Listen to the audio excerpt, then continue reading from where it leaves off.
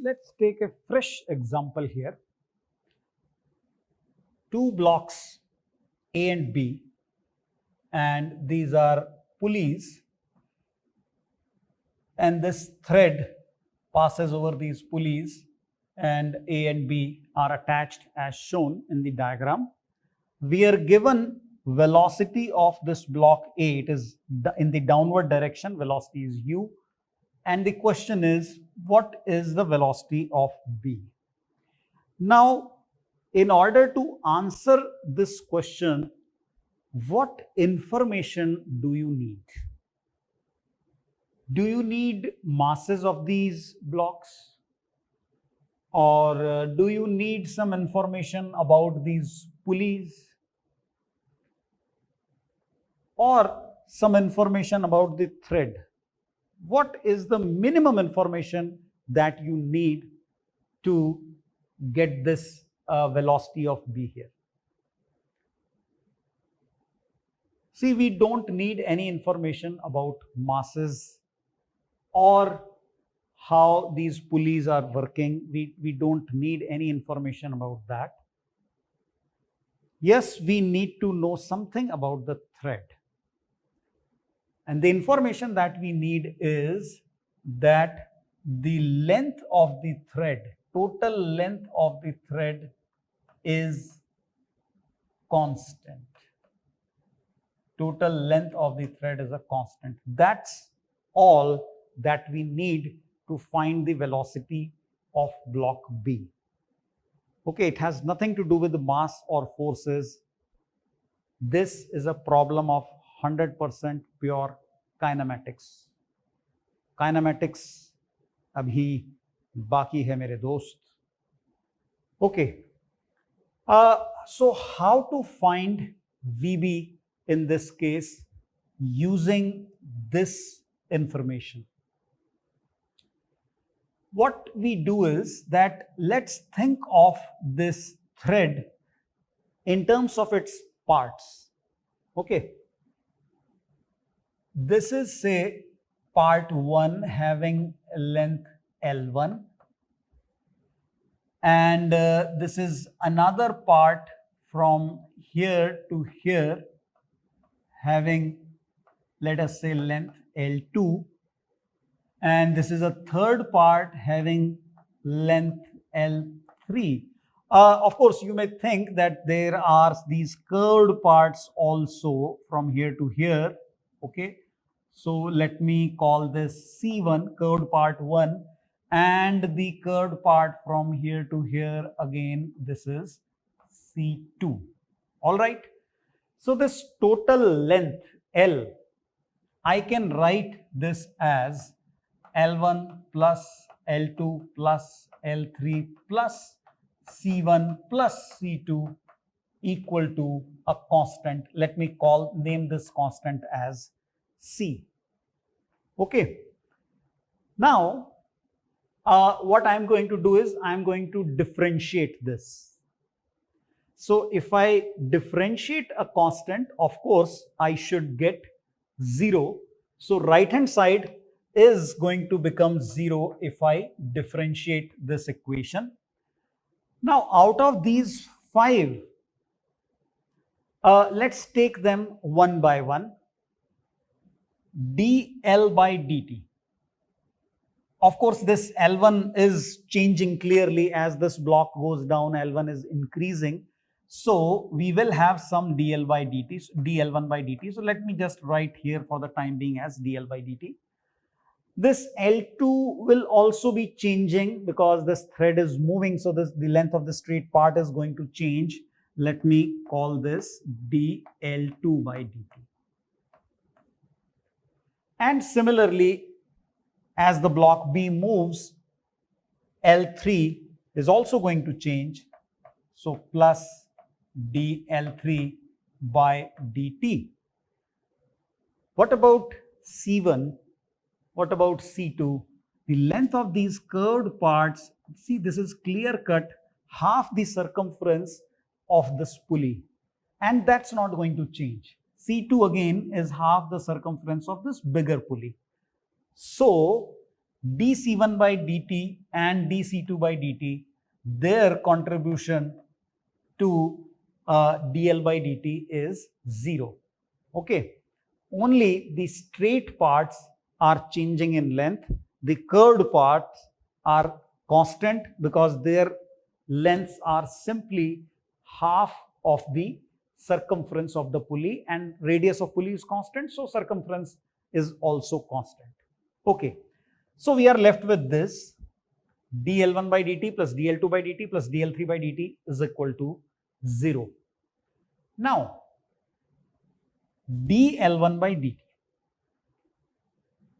See, L1 starts from here and it is ending here. The velocity of this pulley, which is attached to the block A, is also u. As the block A goes down with u, the pulley also goes down with the same velocity u. Now, just apply the concept of velocity of separation here. This point not moving, this one moving away. Okay, this point is attached to the ceiling, it is not moving. This one along with the pulley is going down at a rate u. Going down means it is going away from that point. So dl1 by dt, I can write this, I can replace this by what? I can replace this by u, positive u, because as this pulley and block A, as they go down, length L1 is clearly increasing, u is directed away from this point on the ceiling, so dr by dt is positive. dl1 by dt in this case is positive. Let's look at L2. See, the upper pulley here is fixed to the ceiling. This upper pulley is not moving, only the lower pulley is going down.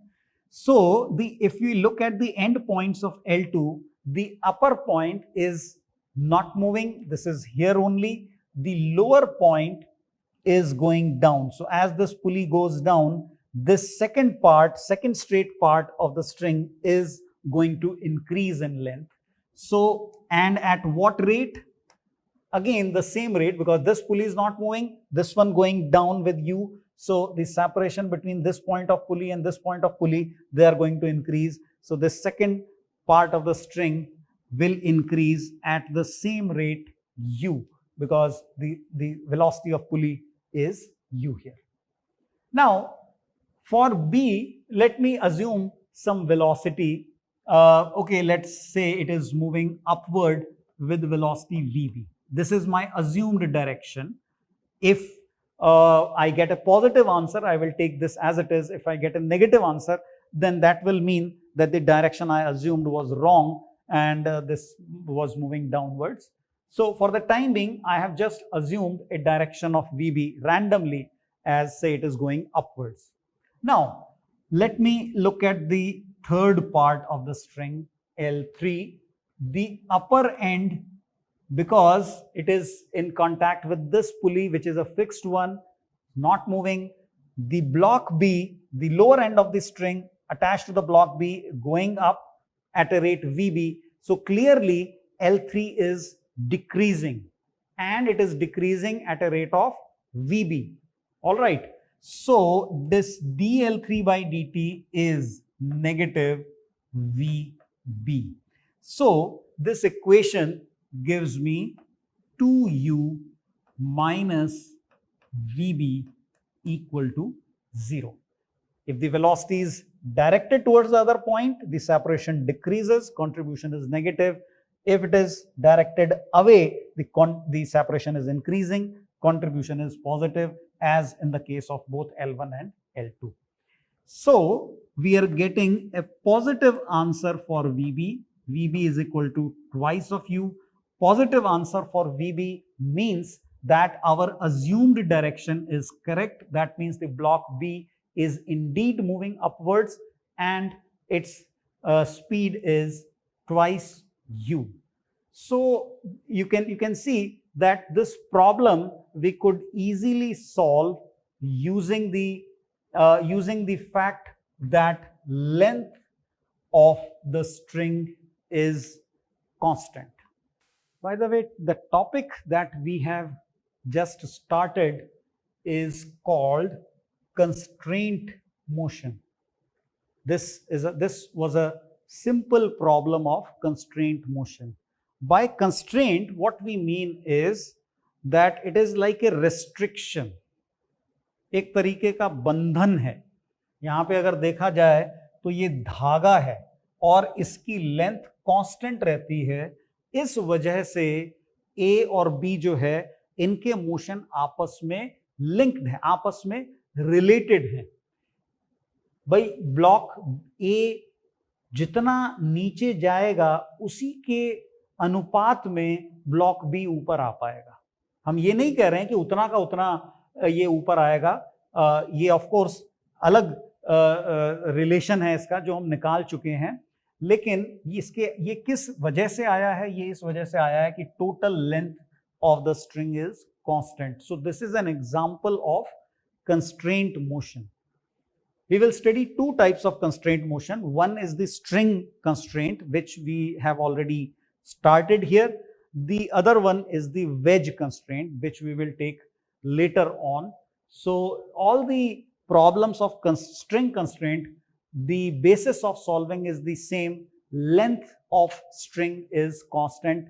Here in this example, I have given you all the details of each and every step, but once you understand how to find dl by dt, you can with some practice you can do these things very quickly and solve these problems of constraint motion very fast. Many times when we will study the next chapter, that is the laws of motion, you get problems of laws of motion in which you also have to make the problem of constraint motion. Remember, constraint motion is 100% pure kinematics. The equation of constraint motion, you cannot get it from the concept of dynamics, that is the concept of laws of motion. In the solution, you can see we are not talking about mass, force, energy, anything. So that clearly shows that it is kinematics. A problem can be mixed. You can get a mixed concept problem in laws of motion, where you have to make one equation using constraint, another equation using laws of motion, and then solve the problem. Okay, so let's take another example of constraint motion. In this example, we have 3 blocks and one string which is connected to A and C, and it passes around this pulley which is attached to block B. Velocities of block A and B are known. A is going upwards at 1 meter per second, B is going downwards at 2 meter per second, and we have to find velocity of block C. It is given that length of this string is constant. Of course, this is essential for us to solve this problem. Okay, so you can pause the video and try it yourself. All right, let's look at it. Length of the string is constant. Of course, that is our basis of solving this. Now, how many straight parts you can see? Let's say this is L1, this one is L2, L3, L4. And of course, there are these curved parts are also there.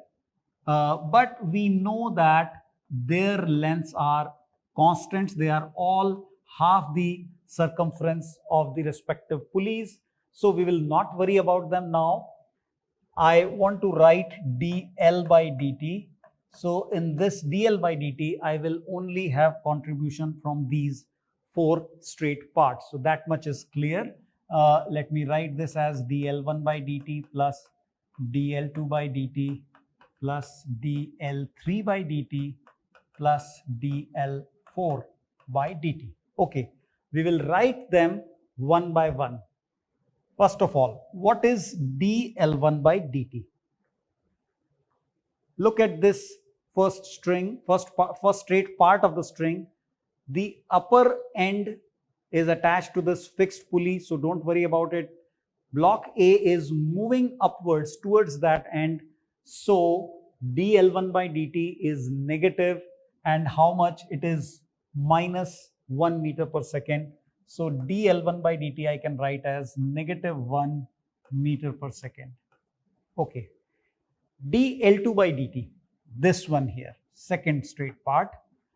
So again, the upper end is on this fixed pulley, so no contribution here. The lower one is going downwards at 2 meter per second. This one is going downwards, so it is plus 2 meters per second. As the block B goes down, length L2 is increasing at a rate of 2 meter per second.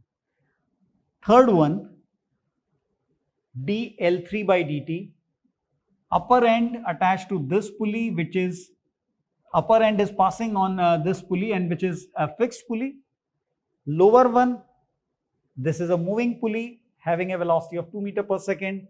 Again, you can see it is going away from the upper end, so plus 2 meter per second for dl3 by dt. dl4 by dt, for this we will assume some direction for Vc. So let's assume upward direction for Vc. So if I assume upward direction for Vc, I can see that L4 is decreasing. As C goes up, L4 is decreasing. So dl4 by dt, I can write this as negative Vc. Okay. And since L is a constant, dl by dt, all this I will put equal to 0. All right. So what do I get for Vc? Vc becomes 2 plus 2, 4, minus 1, 3, and it is positive 3 meter per second for Vc. Positive value of Vc means that my chosen direction of Vc is correct. Block C is indeed moving upwards with a velocity of 3 meter per second. So you can see whether you have 2 blocks or 3 blocks, the concept is same. You just have to ensure that length of the string is constant, and that is how you can find Vc. In this example here, we have 2 big blocks A and B. This is the inextensible string, the string with having constant length. We call this inextensible string. So it starts from this nail here. ये कील है जो कि जमीन में यहाँ पे ठोकी हुई है, तो यहाँ से धागा शुरू हो रहा है, इस पुली के ऊपर से जाता है, फिर इसके ऊपर से जाता है, फिर इसके ऊपर से जाता है, और यहाँ पे ब्लॉक बी में इसका दूसरा एंड है. So single string having a constant length, inextensible string. Velocity of block B is given. It is moving towards right with velocity of 12 meter per second. We have to find velocity of block A. So what we have to do is very clear to you. We just have to put dl by dt equal to constant. How many straight parts of the thread you can see here? If I start from bottom, this lowest one is part number 1, number 2, number 3, and number 4. So you can see these 4 straight parts, and we will find their rate of change in length one by one, and we will put the sum equal to 0. Okay. So let us start with the lowest most part, the part number 1. This end you can see is attached to the nail, and that nail is fixed to the ground. So obviously this end is not moving. The second end is moving along with block A. See, this is passing through this pulley. This pulley is attached to block A. These 2 pulleys, they are both attached to this block A. So the second end of the lower string is, of course, moving towards right. So this dl1 by dt, the rate of change in the lowest part will be negative because A is moving towards this nail. Nail, of course, is not moving, and I can write this as negative VA. What about dL2 by dt, the second string here? Okay. Now, the interesting thing about the second string is that both of its ends are moving. This pulley is attached to block B going towards right with VB. This one is attached to block A. This one here, this pulley is attached to block A, so it is also moving. So both the ends are contributing. So if I write for this pulley here dL2 by dt, dL2 by dt, now I have to take contribution from both ends here according to our concept of velocity of separation. Block B going away from A. So this end, because it is going away, the contribution to dl by dt, dL2 by dt will be positive. How much? It is plus VB. I am using the symbol. I will put the value in the end. And this block, you can see it is following. The arrow is directed towards block B. So it is trying to decrease the value of L2. The motion of A is trying to decrease. So it will be negative VA.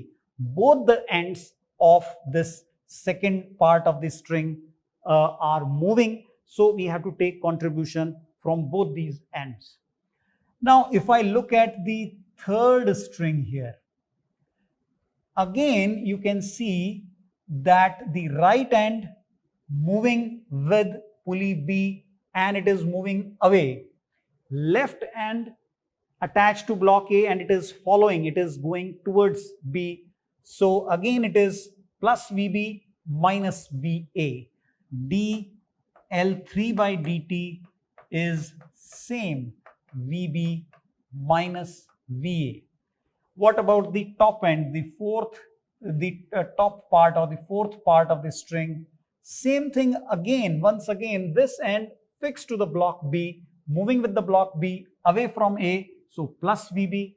This pulley moving towards A along with towards B along with block A, so it is trying to reduce L4. So dL4 by dt is also same, that is VB minus VA. Now, what is the next step? You know very well. All these, the sum of all these derivatives has to be 0. Why? Because length of the string is constant. So I will put the sum of these four to be 0. So negative VA and plus, because all these are same, I can simply say 3 times VB minus VA equal to 0. So this is the condition that net rate of change in length of the string is 0 because the length of string is constant. So this gives me VA is equal to how much? Negative 4 times VA plus 3 times VB is 0. So I am getting VA is equal to 3 times VB by 4. And putting the value of VB 12 here, I can say VB is 9 meters per second. And again, I am getting positive value of VA, which means that block A is moving in the indicated direction. So with some practice, you can do these problems very easily. You have to be careful about both the ends. There are situations like this in which both the ends of that straight part of string may be moving. So you have to take contribution from both parts. Let me add one more part to this problem. Suppose on this thread we have a marking somewhere here, a point is marked, or maybe यहाँ पे कुछ गिठान है, एक गांठ है, यहाँ पे knot is there, and we have to find the velocity of this knot. say it is point P, what is the velocity of point P that we have to find in the same situation? So how will you do this? Pause the video and think for a moment how to get the value of P. It's not very difficult, but you just have to think in a new way. Okay. So for finding the velocity of this mark on the thread here, what I will focus on is only this part, starting from the nail up to this mark. I can say that this total length up to point P starting from the nail must be constant. Obviously, this mark here cannot move on the thread. It has to move along with the thread. Okay, it cannot move relative to the thread. It has to move with the thread as it is. So I will take these two parts. One is the lower one, for which we already have the rate of change, and the second one will start from here and end at point P. Velocity of point P is my unknown. Let me take it towards right and let me call this Vp. Vp is the unknown for which I am solving in the second part. So for this part, from starting from this end here up to point P, what will be the rate of change in length? Let's say I call this part as LP, length up to point P, starting from here. Okay, so dLP by dt, length of this part. Contribution of point P is positive because it is going away from our block A. So it is plus Vp, and contribution of this one, of course, as we know, block A is moving towards the right. So the contribution is minus Va. Okay. So what is the total length from here up to here? The total length is L1 plus LP. The length, again, let me tell you, from nail up to point P. This is the total length, and this is also a constant. So its derivative has to be 0. dL1 by dt, which is minus Va, dL1 by dt plus dLP by dt has to be 0. dL1 by dt is negative Va, dLP by dt is plus Va plus Vp minus Va. It is plus Vp and minus Va, and I will put this equal to 0, and this gives me the value of Vp as simply twice of Va, and I have already got the value of Va here. So velocity of point P becomes 18 meter per second towards right. So this is how, if you are given some point of thread, you can even solve for the velocity of that point. All you have to do is concentrate on the part of the string starting from that point up to any one of the ends. So I took the nail because it was closer to point P and we could solve it very fast.